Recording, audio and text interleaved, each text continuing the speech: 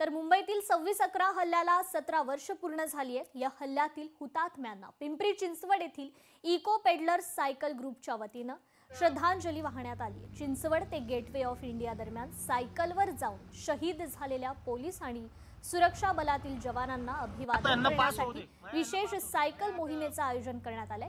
चिंचवड वरून निघालेल्या या पथकाने जवळपास 140 किलोमीटरचे अंतर पार करून हुतात्म्यांना ही श्रद्धांजली अर्पण केली। या सायकल यात्रेचा उद्देश देशासाठी बलिदान देणाऱ्यांच्या कार्याची आठवण ठेवणे आणि समाजात देशभक्तीची भावना बळकट करणे असा होता, असं यात सहभागी झालेल्या 10 जणांनी सांगितले। यात बाबा भोईर, अशोक चांदगुडे, उमेश गोलांडे, प्रदीप खैरे, बाबासाहेब राक्षे, अतुल कोल्हापुरे, मिलिंद भोसले, अजित मालवडकर, महेश बच्चाव आदी सहभागी झाले होते।